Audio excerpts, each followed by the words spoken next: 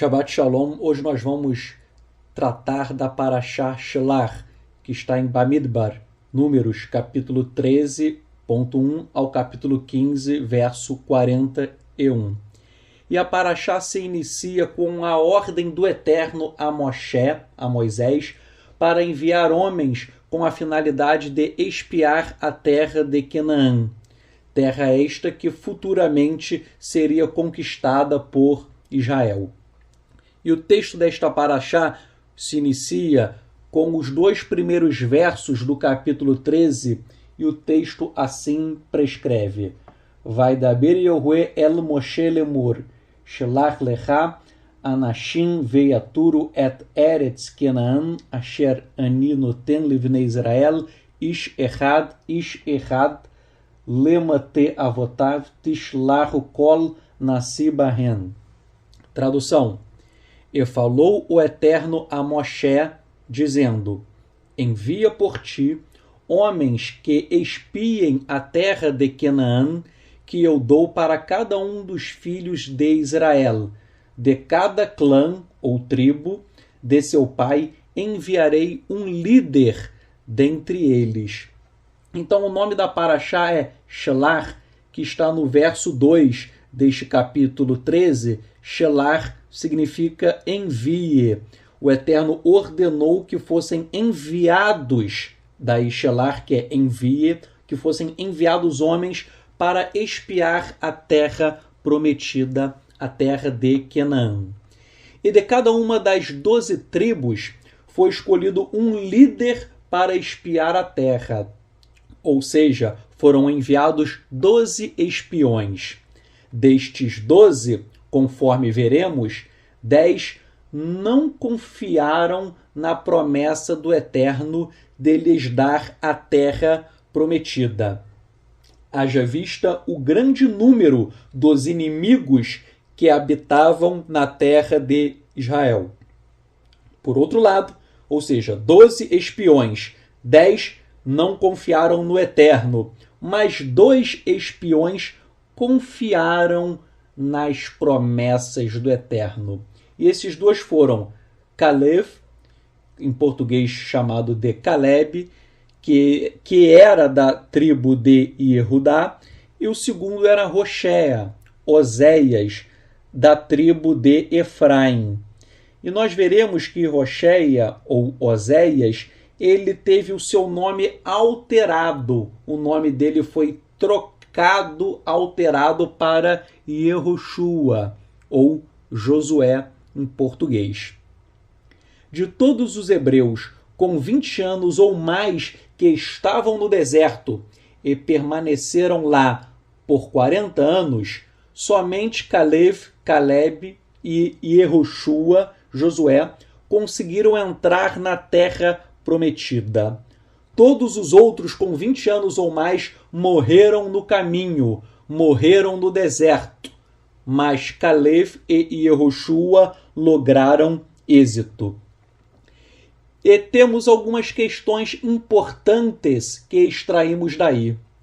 Caleb provém da tribo de Yehudá e Yehoshua da tribo de Efraim.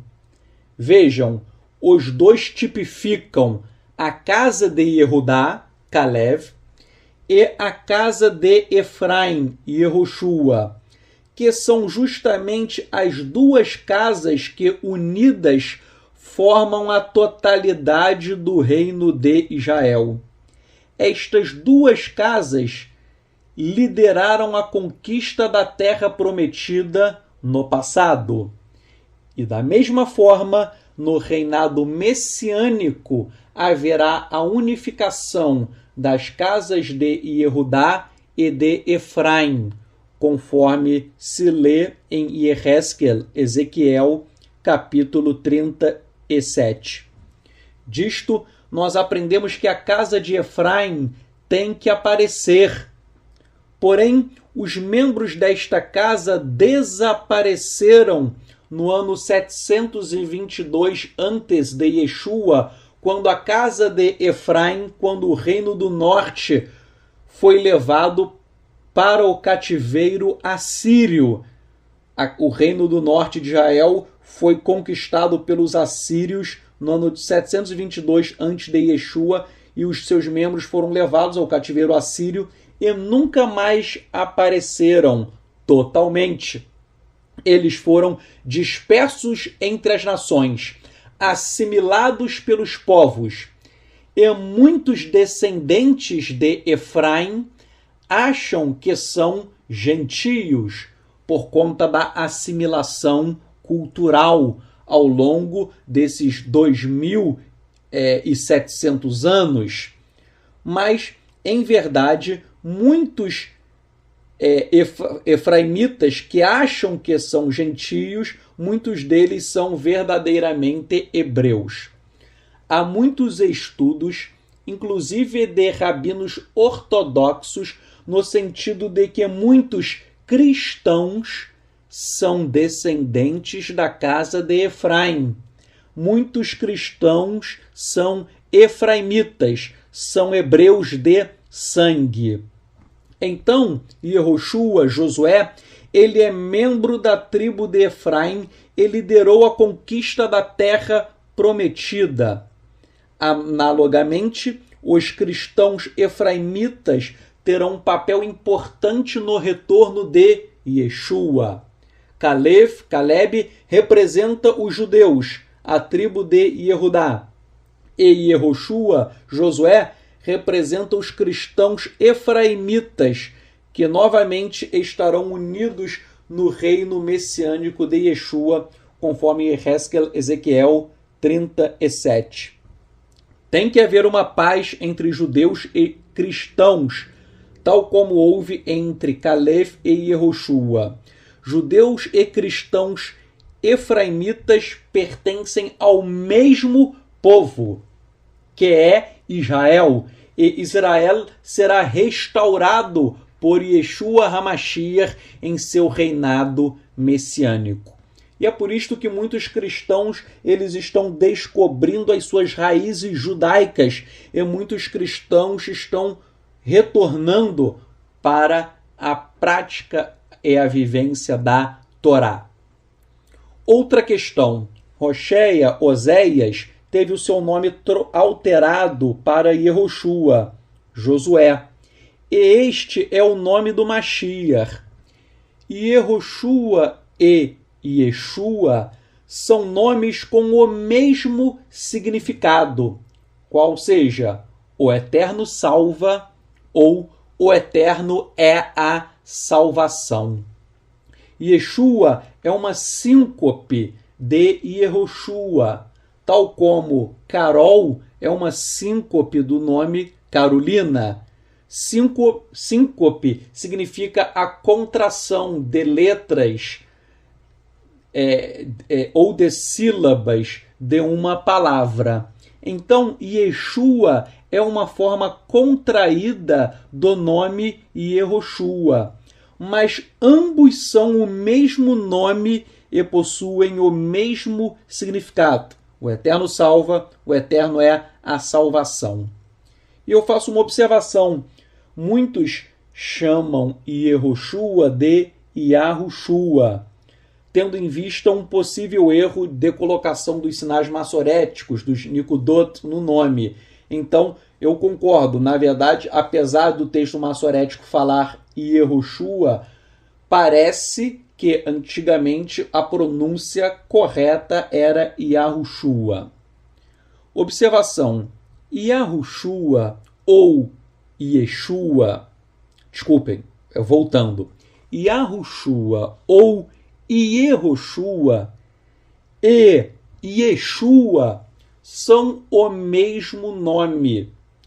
Tanto é verdade que no aramaico falado na Galileia, na época do nosso Salvador, o nome Josué era chamado de Yeshua e não de Yehoshua, e também não era chamado de Yahushua. E esta é a razão do nome do Salvador ser Yeshua. Mas, repito, Yeshua é uma contração do nome Yehoshua ou Yahushua. e todos eles significam a mesma coisa, que é o Eterno salva ou o Eterno é a salvação. Percebam, o personagem bíblico Josué possui o mesmo nome hebraico do Salvador, Yeshua, que é uma forma contraída de Yehoshua ou Yahushua. Logo, a vida de Josué possui fortes paralelos com a vida de Yeshua. Por exemplo, Josué e Yehoshua liderou o povo de Israel a conquistar a terra prometida. Analogamente, Yeshua HaMashiach virá como o Rei dos Reis e conquistará toda a terra prometida que nunca foi ocupada totalmente por Israel. O Eterno prometeu a Abraão toda a terra, desde o rio Nilo até o rio Eufrates. Bereshit, Gênesis 15, 18. E isto compreende um tamanho absurdo de terra que você nem imagina. Eis todos os países que nós conhecemos hoje e que estão entre o rio Nilo e o rio Eufrates, ou seja, todos os países que fazem parte da terra prometida e que pertencerá a Israel no reino de Yeshua, no reino messiânico. Quais são os países que fazem parte da terra prometida? Ou seja, que estão entre o rio Nilo e o rio Eufrates? São Egito, Sudão, Eritreia, Jordânia, Síria, Israel, Líbano, Iraque, Arábia Saudita, Iêmen, Omã, Kuwait, Emirados Árabes e Catar. Todos esses países pertencerão a Israel no reino de Yeshua, pois eles estão entre o rio Tigre, desculpem-me, entre o rio Nilo e o rio Eufrates. Prosseguindo e retornando a Paraxá, nós vemos um outro paralelo entre a vida de Yehoshua, Josué, e a vida de Yeshua HaMashiach.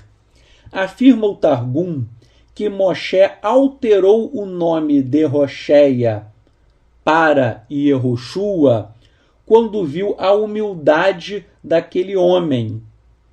Em outras palavras, a salvação não viria de Rocheia, Oséias, mas sim de Yehoshua, que significa o Eterno salva.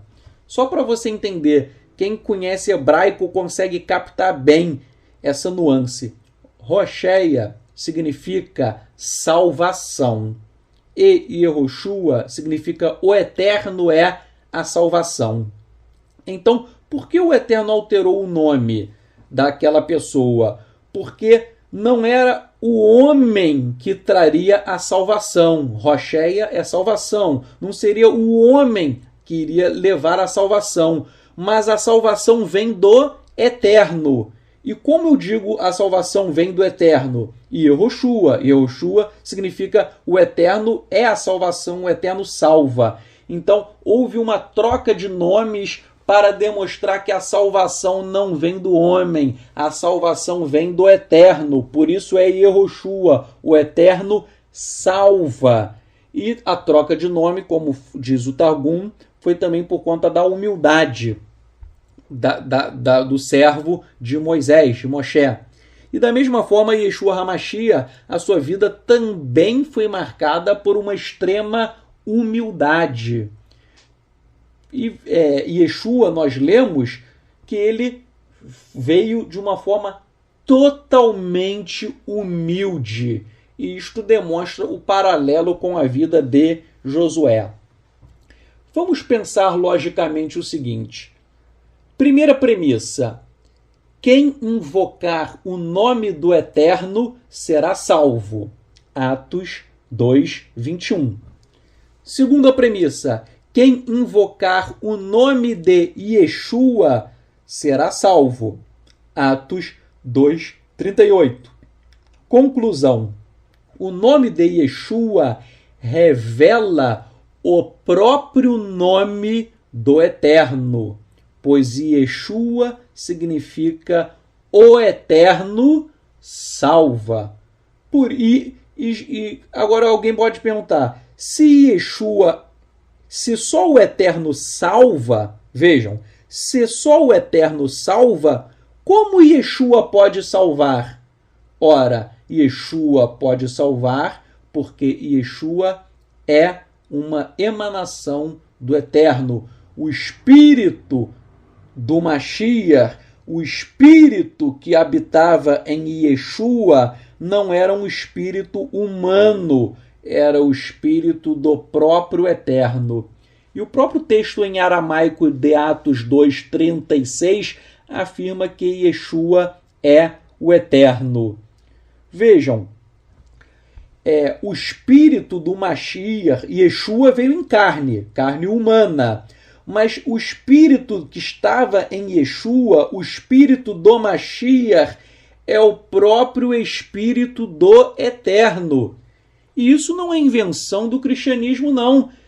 O próprio judaísmo ortodoxo afirma que o espírito do Mashiach é o espírito do próprio Eterno. Isso é judaísmo ortodoxo. Isso está no Midrash Rabbah, Vaikra 14.1.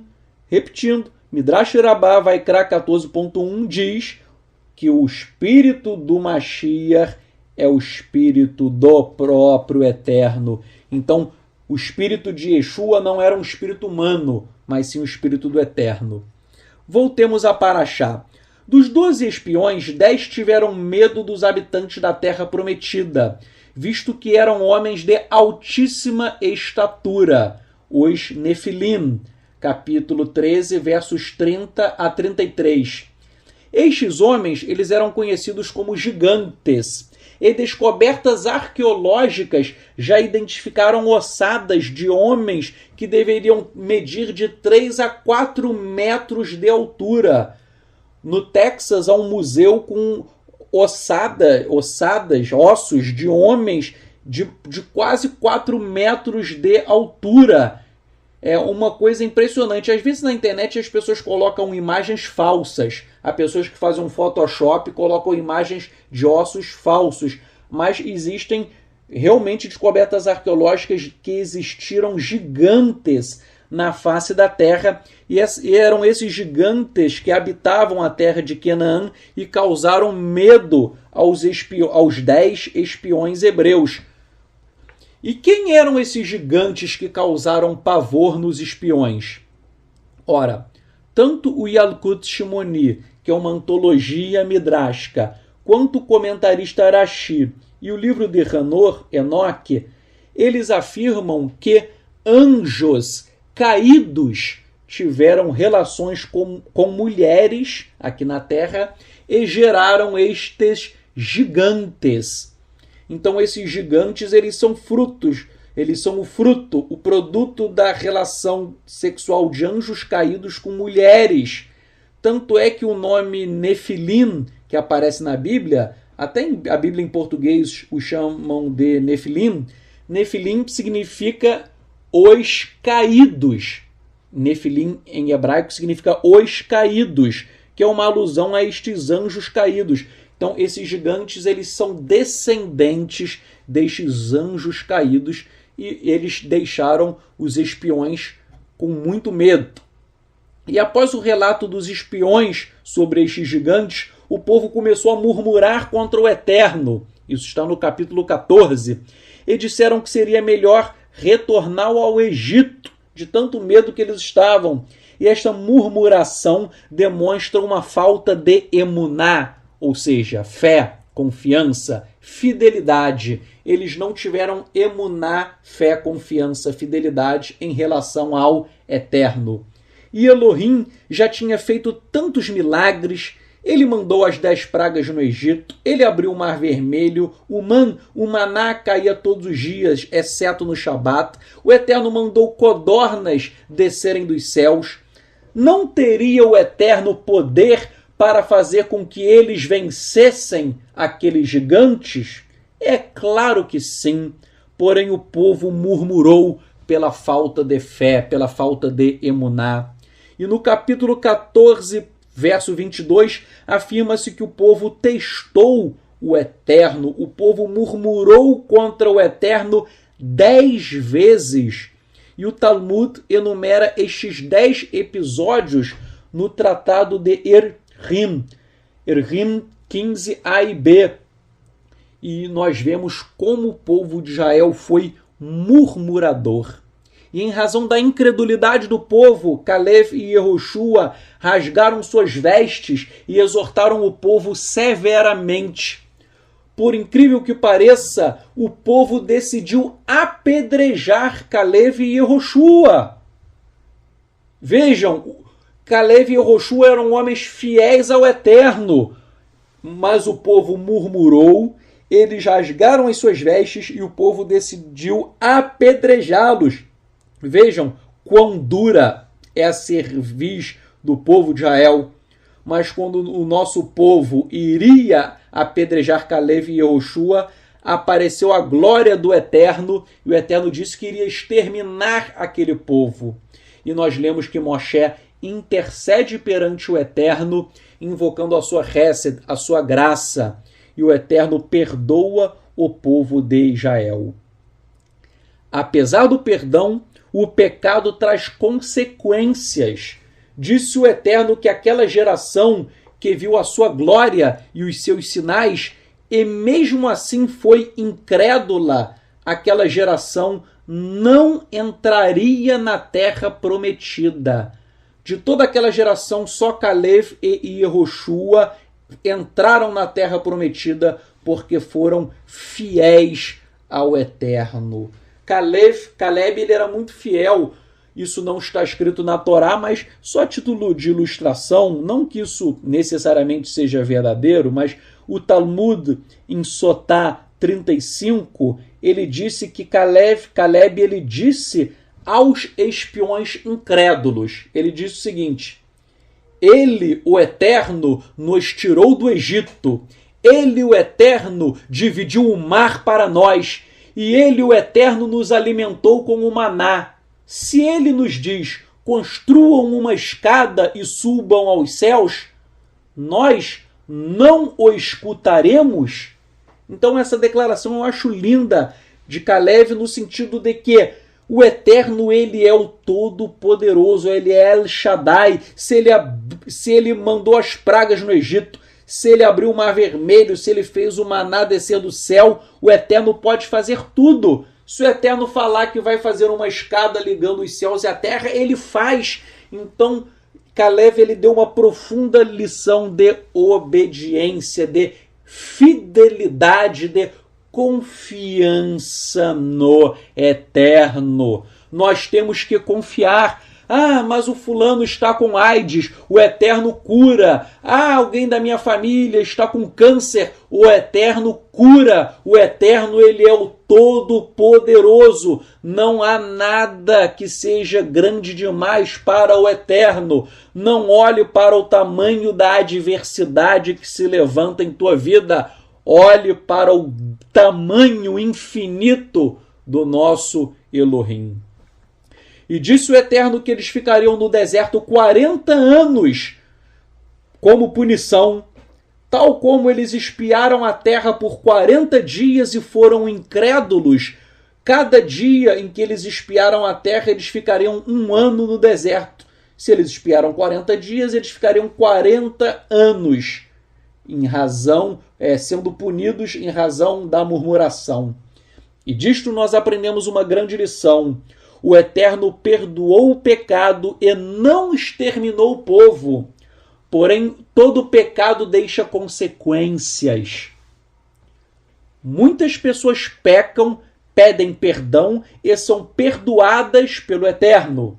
E acham que fica tudo por isto mesmo. Não, não. Todo pecado deixa sequelas. E algumas destas sequelas podem acompanhar a pessoa ao longo de toda a sua vida. E esta paraxá fala que o Eterno exterminou os 10 espiões incrédulos. E nós lemos ainda, ou seja, o Eterno exterminou os espiões incrédulos pela falta de confiança. E nós lemos ainda que o povo decidiu, sem haver ordem expressa do Eterno, sem a ordem do Eterno, o povo decidiu partir para combater os amalequitas e os cananeus. E já que não havia direcionamento do Eterno neste sentido, tanto é que a Arca da Aliança e Moshe não foram, eles ficaram no acampamento, o povo de Israel foi o quê? Derrotado. Eles partiram para a guerra sem uma autorização do Eterno e por isso eles foram derrotados na guerra. E com isto nós aprendemos uma outra relevante lição. Não adianta fazermos nada em nossas vidas sem o direcionamento do Eterno. Os projetos humanos irão falhar. E ainda que o projeto humano logre êxito, se ele não contar com a aprovação do Eterno, o projeto humano será execrável, abominável.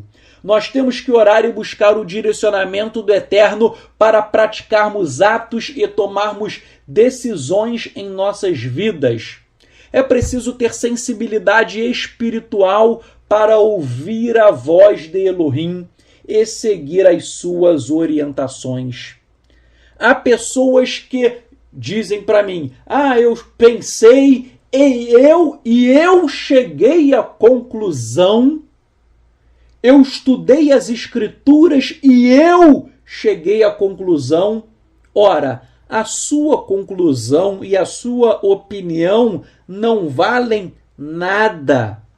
Eu não quero saber a sua opinião e eu nem quero saber a minha opinião. Não importa a sua opinião e nem importa a minha opinião.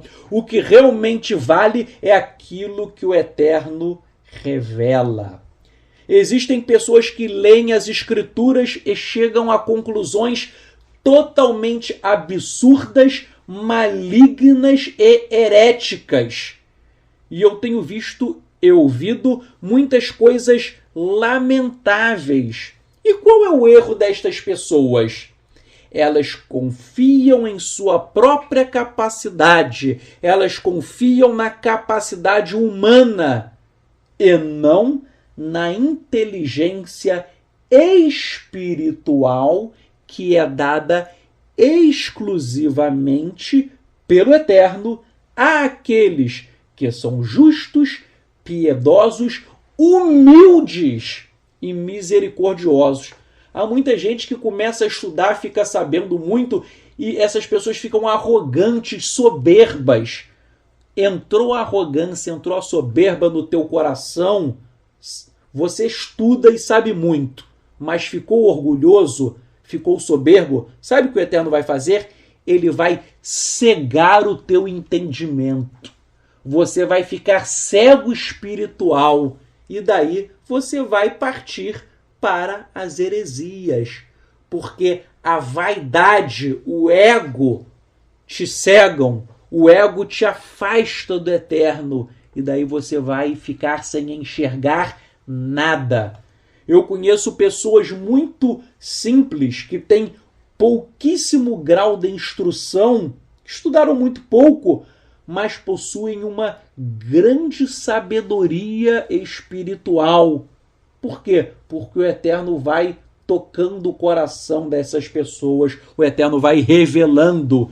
E eu conheço pessoas que são muito instruídas, que sabem muito, pessoas com mentes privilegiadas, que têm um privilégio intelectual enorme, porém, essas pessoas são cegas espirituais. Por quê? São arrogantes, soberbas, e aí o Eterno corta o entendimento. Vamos agora para o capítulo 15. Nos versos 13 a 16 do capítulo 15, estes textos tratam da relação entre o hebreu e o ger. Ger é o estrangeiro ou peregrino. Ger é uma expressão em hebraico para estrangeiro ou peregrino.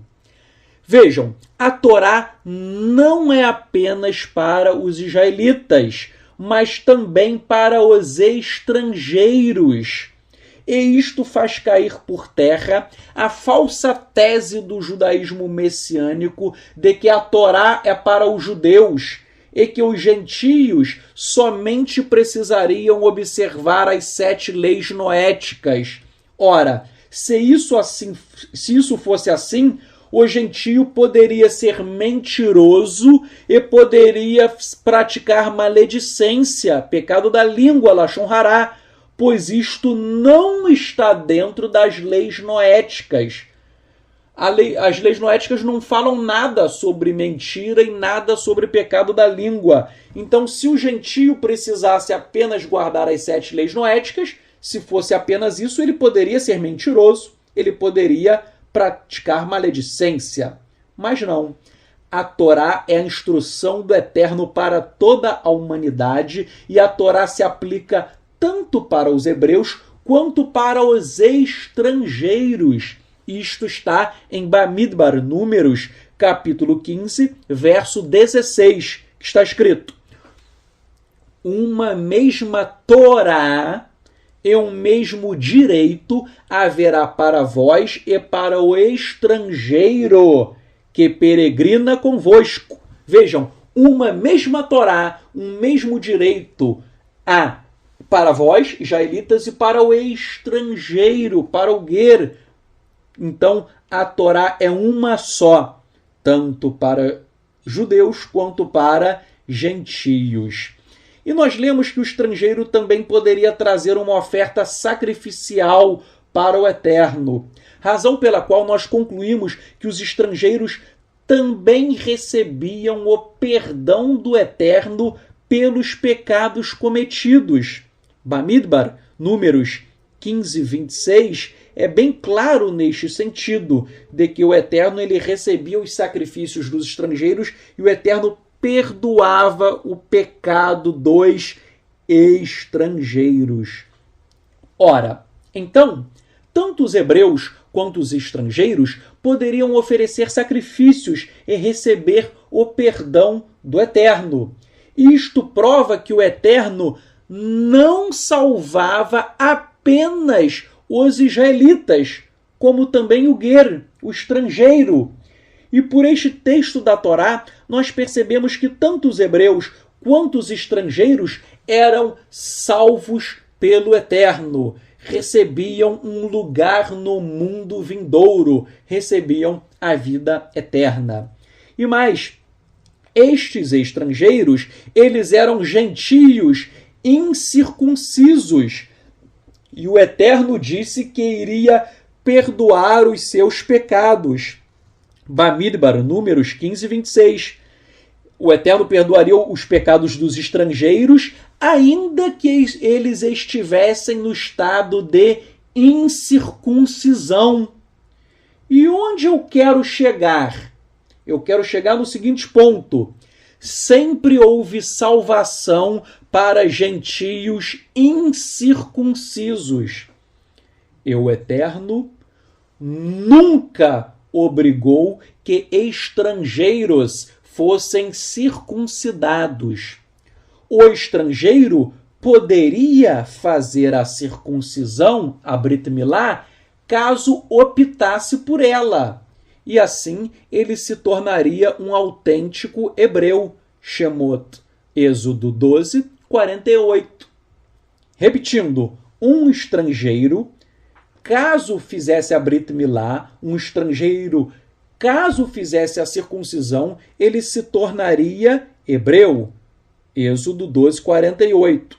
Porém, em nenhum momento a Torá obriga a circuncisão de estrangeiros para que estes possam servir ao Eterno.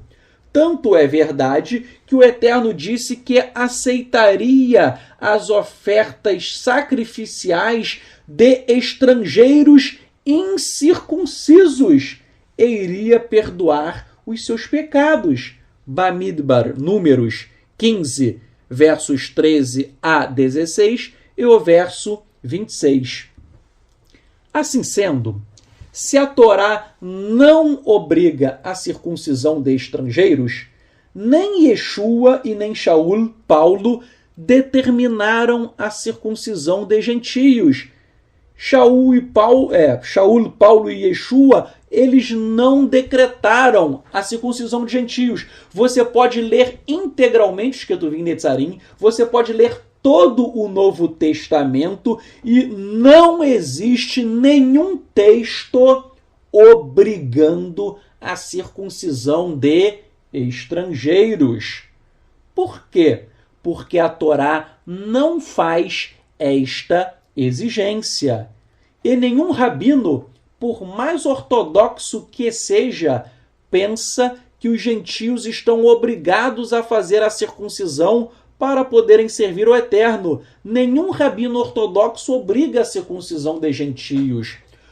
Os rabinos ortodoxos lecionam que os estrangeiros, ainda que sejam incircuncisos, eles podem ter um lugar no mundo vindouro. Eles podem alcançar a vida eterna. Repito, nós não lemos nenhum texto nos Ketuvim Netzarim, no Novo Testamento, não há nada obrigando a circuncisão de gentios.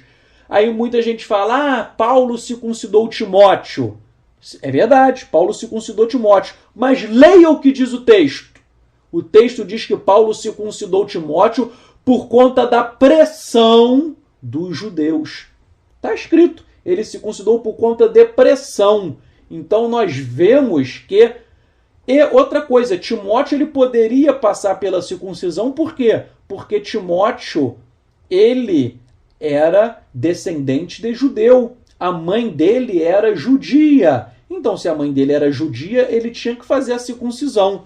Agora, eu repito, Timóteo, a mãe dele era judia, então tinha que fazer a circuncisão. Agora, quem é totalmente estrangeiro, não há nada obrigando. Eu quero que alguém me mostre um texto dos Ketuvim Netzarim, do Novo Testamento, obrigando a circuncisão de estrangeiros. Não existe. Não existe nem na Torá. Nem na Torá. A Torá fala que o estrangeiro pode fazer a circuncisão para participar de Pêssar. Ele pode, mas não tem nada obrigando. Tanto é que aqui nessa paraxá nós estamos lendo que o Eterno ele aceitava sacrifícios de gentios incircuncisos e o Eterno perdoava o pecado dos gentios incircuncisos. Tanto é verdade que o comentarista do nosso povo, Rashi, ao comentar o texto de Bamidbar, números 15 e 16, que diz que a mesma Torá será aplicada ao hebreu e ao estrangeiro, Rashi explica que este estrangeiro é o prosélito, ou seja, um gentio que passa a seguir o judaísmo. Então, vê-se que hebreus e prosélitos incircuncisos conviviam muito bem na época de Moshe. E tais prosélitos eram incircuncisos. Vale lembrar que na Amidá, oração fundamental do judaísmo, uma oração tão antiga que muitos falam que remontam à época de Êzra e Nehemiá, de Esdras e Neemias, nessa oração há a bênção dos justos, chamada de Al-Hatzadikim, que é a bênção número 13. E nesta oração, na parte do Al-Hatzadikim, a bênção número 13, nessa oração fala-se que são abençoados tantos os remanescentes do povo de Israel, quanto os... Eu estou com o texto aqui em hebraico, quanto os Gerei Hatzedek, que são os estrangeiros justos. E esses estrangeiros justos são incircuncisos, são prosélitos, são seguidores do judaísmo. Então, na própria Amidá, há uma bênção tanto para o povo de Israel quanto para os Gerei Hatzedek, que são gentios incircuncisos. Então, repito, na Amidá há uma bênção tanto para os hebreus quanto para os gentios incircuncisos, que são prosélitos, que seguem, que servem o Eterno. E vejam, nós lemos em Atos, 2:11, em Atos 2:11, consta que prosélitos incircuncisos estavam em comunhão com os judeus. Já em Atos 13:43, nós lemos que havia judeus de nascimento e prosélitos que são incircuncisos, e eles estavam na sinagoga com Shaul, com Paulo. Por sua vez, em Atos 6:5, nós lemos que havia um prosélito chamado Nicolau, e ele era um homem cheio de fé e cheio da Ruach HaKodesh. Por sua vez, em Atos 10, há uma narrativa de que vários gentios incircuncisos receberam a imersão em Ruach HaKodesh, conhecido popularmente como batismo com o Espírito Santo.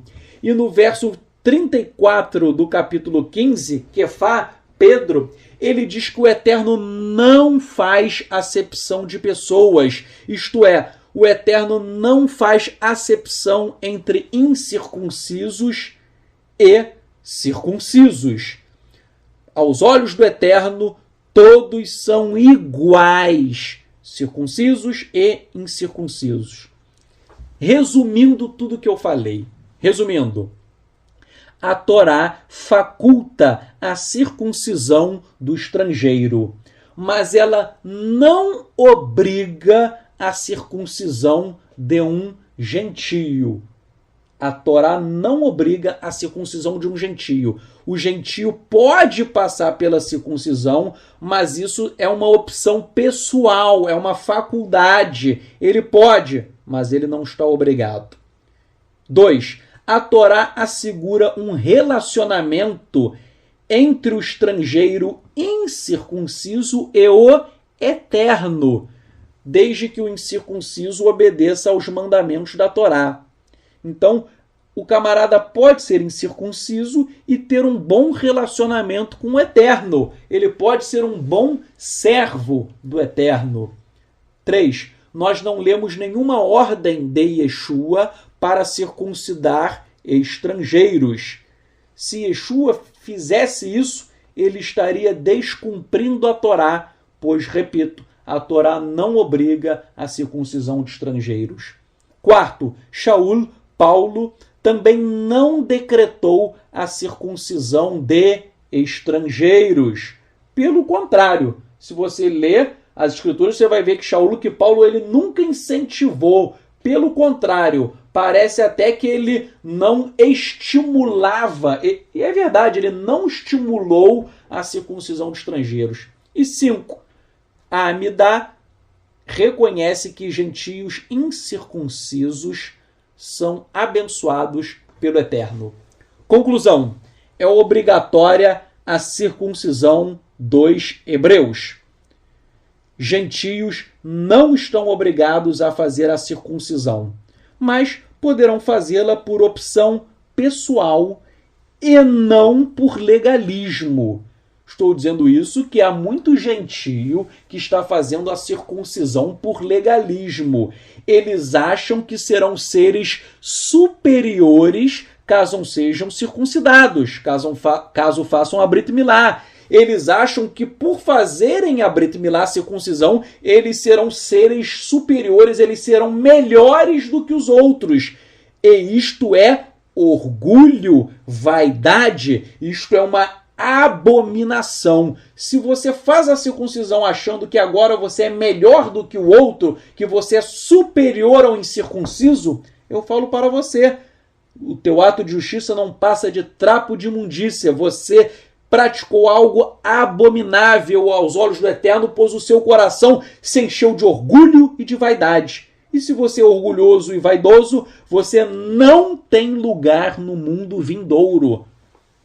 Muita gente quer se achar superior.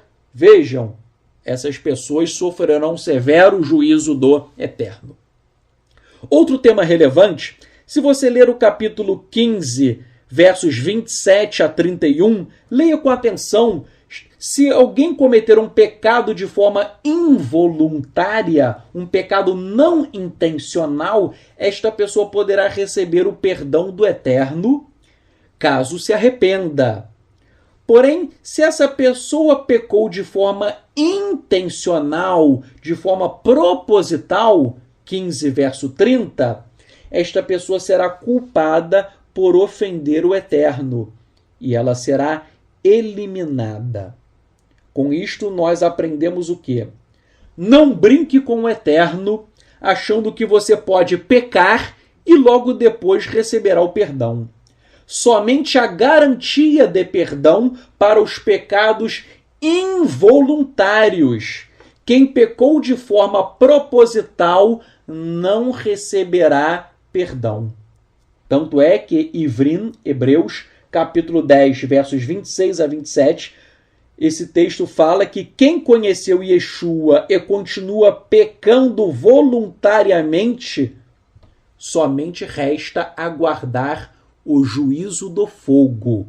Está escrito em Hebreus 10, 26 e 27. Se você conhece Yeshua e continua pecando, não resta outra solução para a tua vida.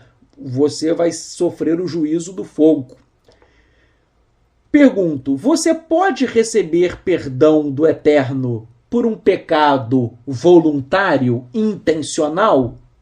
Eu respondo, até pode, tal como recebeu David. O rei David, ele cometeu um pecado intencional e ele foi perdoado. Porém, não há uma garantia. Aquele que peca intencionalmente, achando em sua mente, em sua cabeça, que logo depois será perdoado, este será condenado, salvo se o Eterno abrir uma exceção e perdoá-lo. Vejam, o Eterno perdoa qualquer tipo de pecado, mas se você peca com má intenção do coração, se você conhece Yeshua e comete um pecado de forma voluntária, nada é garantido. Eu pergunto, você vai arriscar? Creio que não. Então, é melhor obedecer. Repito, o Eterno pode perdoar qualquer pecado, até os pecados voluntários, intencionais, tal como o Eterno fez com o rei David. Porém, há pessoas que não vão receber o perdão, então você não deve arriscar. O capítulo 15, versos 32 a 36, fala que um homem foi pego trabalhando no Shabat. Ele estava juntando lenha. Então esse homem trabalhou no Shabat, ele profanou o Shabat, e está escrito que o povo não sabia o que fazer com ele. Então, o próprio Eterno disse a Moshe para executá-lo por meio de apedrejamento. E isto nos ensina quão sagrado é o Shabat, já que o próprio Eterno decretou a sentença de morte a quem profanasse o Shabat. Vejam, a violação do Shabat é punido com morte. Quem inventou a pena de morte? Foi o homem? Não. Foi o próprio Eterno que mandou punir com morte, punir com apedrejamento. Infelizmente, muitas pessoas estão profanando o Shabat. Eu não vou julgá-las. Não, eu não julgo ninguém. Todavia, o Eterno está vendo tudo. E o Eterno, um dia, ele vai executar a sua sentença. Então, se você está profanando o Shabat, é bom você saber que o Eterno ele profere um juízo severíssimo para aqueles que profanam o Shabat. Repito, não estou julgando você. Quem vai julgar é o Eterno. Se o Eterno pode te absolver? Pode. O Eterno ele pode fazer o que quiser. O Eterno é o Todo-Poderoso. Ele pode condenar e absolver quem ele quiser. Mas o Eterno já falou o que acontecerá com aqueles que profanam o Shabat. Tal como o Eterno falou o que aconteceria com os adúlteros. Mas o rei David ele praticou adultério e foi perdoado. Então, alguém pode profanar o Shabat e pode ser perdoado? Pode. O Eterno ele pode tudo, ele pode perdoar. Mas o Eterno pode também não perdoar, tal como ele fez com esse homem. Estou dizendo isso porque o Eterno ele pode tudo, ele pode perdoar, mas o Eterno disse que ele vai condenar por esse pecado. Então, eu repito, não vale a pena arriscar. Obedeça. Melhor obedecer ao Eterno. O Shabat é algo delicioso. O Shabat é um deleite para aqueles que o guardam. O Shabat é uma festa. O Shabat é uma alegria. Então, repito, tome cuidado não só com o Shabat, mas com todas as mitzvot, com todos os mandamentos da Torá, mas principalmente os mandamentos que são punidos com morte.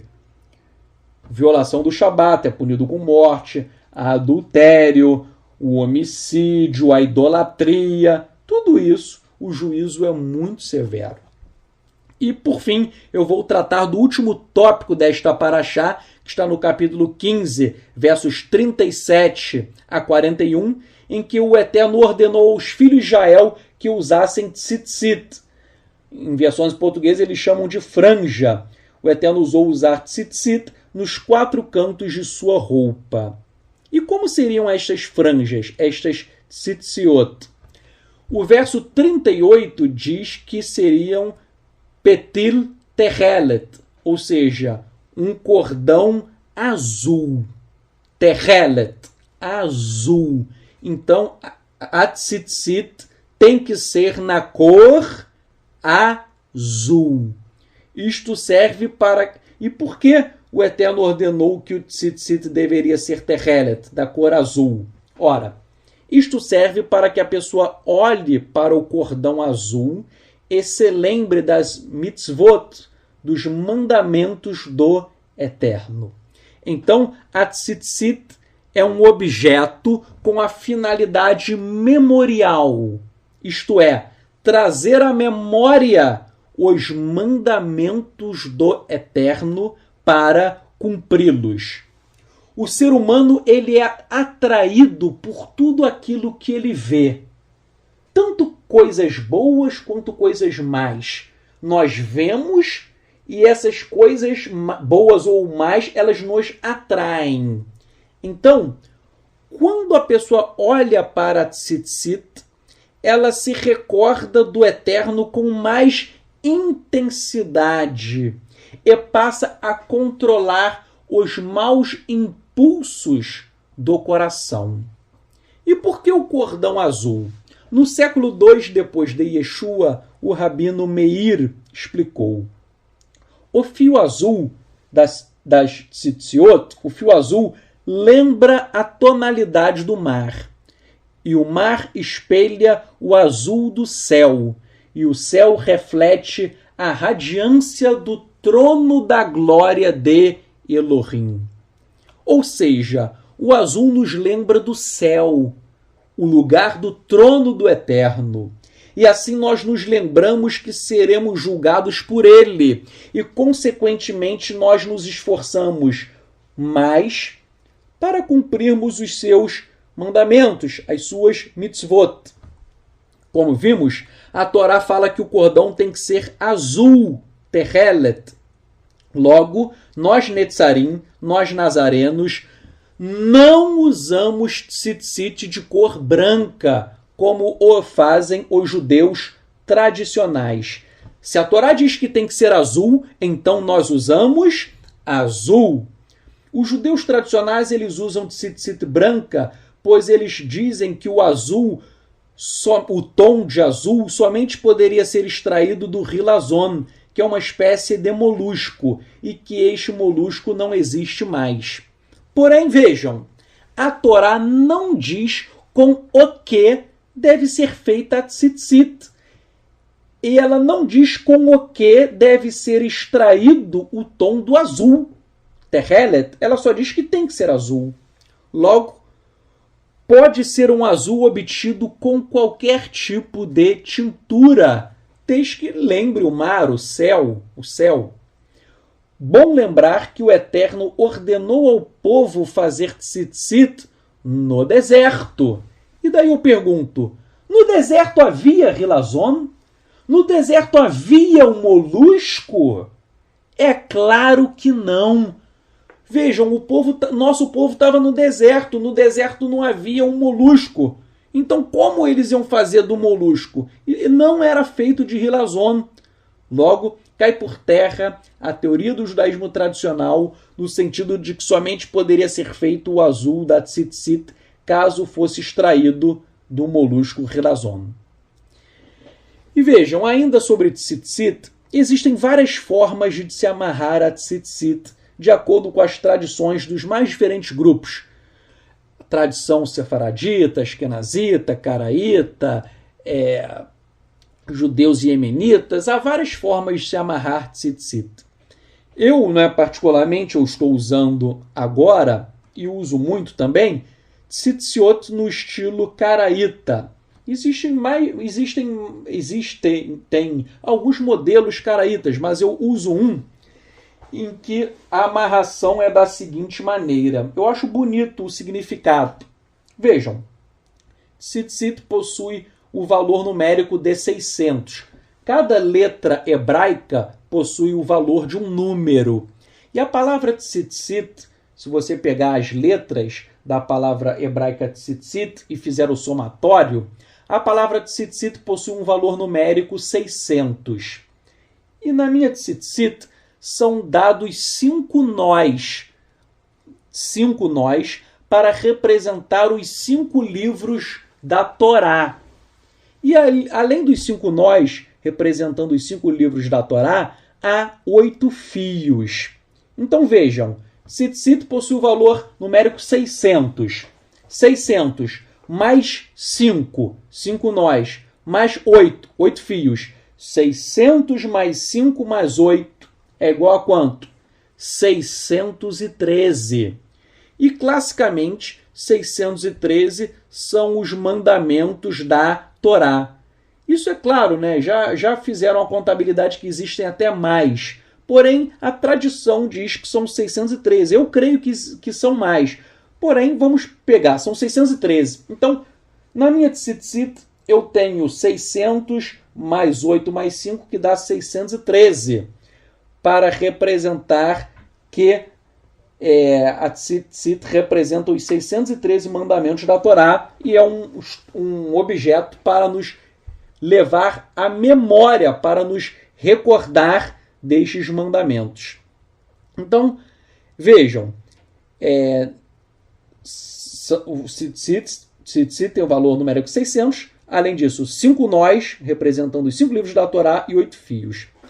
E, ademais, intercalando os nós, isso está seguindo aqui agora a tradição sefaradita, que foi albergada pelos caraítas, intercalando os nós, são dadas 10 voltas representando a letra Yud. O fio, você dá 10 voltas com o fio representando a letra Yud, porque a letra Yud tem o valor de 10. Depois são mais 5 voltas no fio representando a letra Re, que a letra Re vale 5.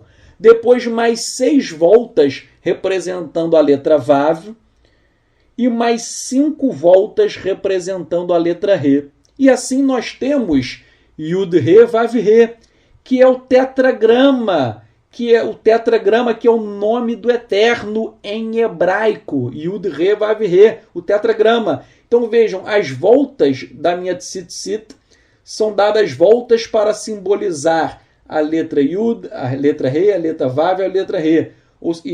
10 voltas, depois 5 voltas, 6 voltas e mais 5 voltas. Então, nas minhas tzitziot, depois das voltas que formam o nome do Eterno, há um grande espaço entre os fios. E esses espaços, eles representam a dispersão das 12 tribos de Israel. E, finalmente, há um outro nó. E aí, sim, há 12 voltas entrelaçadas, representando as 12 tribos que estarão reunidas no reino do Mashiach. E nós sabemos que o reino do Mashiach é o reino de Yeshua. Então, vejam, as tzitziot que eu estou usando, elas possuem profundos significados metafóricos, incluindo um significado sobre o retorno de Yeshua. falando mais uma vez, nas minhas tzitziot, eu tenho o número 613, que representa os 613 mandamentos da Torá. Eu tenho 5 nós, que representam os 5 livros da Torá, os 5 livros de Moshe, de Moisés. Eu tenho voltas simbolizando as letras Yud, Re, Vav, Re, que é o tetragrama, o nome do Eterno. Então, quando eu olho para a minha tzitzit, eu lembro dos 613 mandamentos, eu lembro dos 5 livros da Torá, eu lembro que eu estou vendo aqui com as voltas o nome do Eterno. O tetragrama está aqui entrelaçado por meio das voltas. E, além do mais, há um espaço entre os fios que não estão entrelaçados. Esse espaço representa a dispersão das 12 tribos de Israel. E depois vem mais um outro nó e eu tenho 12 voltas entrelaçadas. E dizem os caraítas não creem em Yeshua, eles não creem em Yeshua, mas eles dizem que essas 12 voltas são representam a unificação das 12 tribos no reino do Mashiach. E nós sabemos que o reino do Mashiach é o reino de Yeshua. Então vejam, esse tzitzit meu, ele é caraíta, mas ele aponta expressamente para o reinado de Yeshua. Ele tem uma simbologia profética muito forte. Não é? Quando eu olho para tzitzit, estou olhando agora, quando eu olho, eu me lembro de todas essas coisas, eu me lembro inclusive de que Yeshua voltará para estabelecer o seu reino aqui na terra. E eu estou vendo aqui as 12 voltas, as 12 tribos, elas estão entrelaçadas no reino do Mashiach e Yeshua. Isso me lembra que Yeshua veio, morreu, ressuscitou, mas a nossa esperança verdadeira é que Yeshua voltará. E para finalizar, Yeshua usava tzitzit? Ele usava tzitziot, né, no plural? Resposta, sim.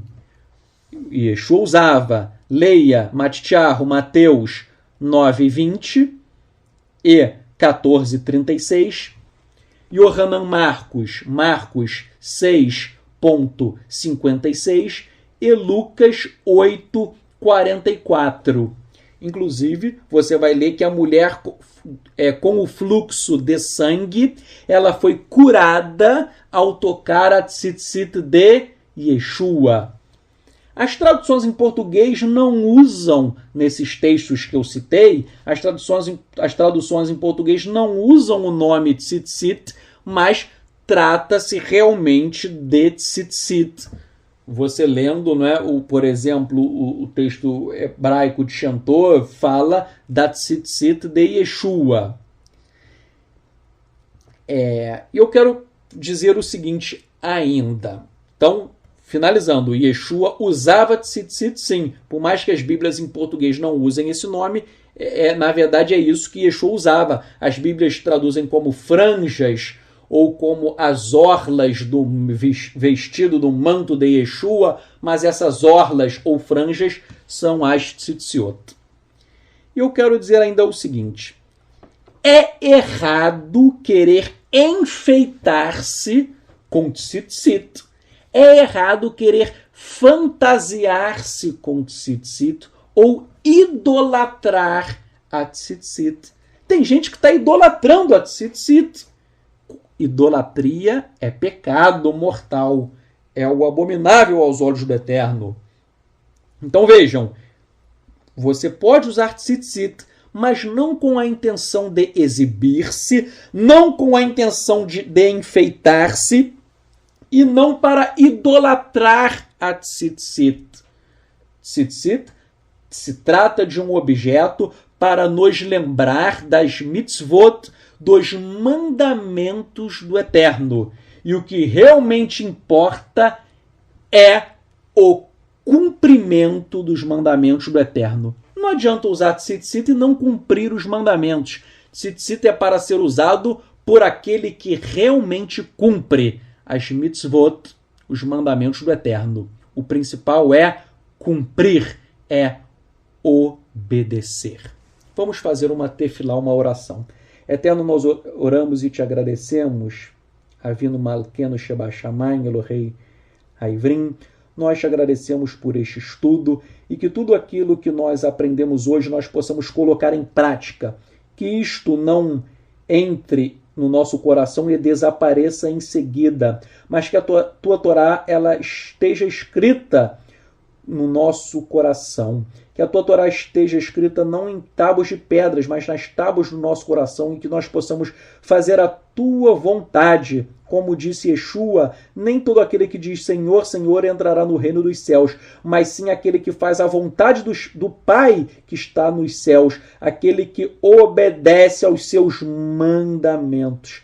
Eterno, ajuda-nos a cumprir a tua vontade consignada na Torá, ajuda-nos a cumprir as lições profundas que Yeshua nos ensinou, que nós possamos te obedecer e tenhamos um lugar maravilhoso no mundo vindouro. Nós oramos, nós te agradecemos, nós exaltamos o nome de Yahweh, o nome Kadosh, o nome santo, o nome bendito, o nome que é exaltado nas alturas. Nós oramos te agradecendo, Bisham Yeshua HaMashiach, em nome de Yeshua HaMashiach. Amém.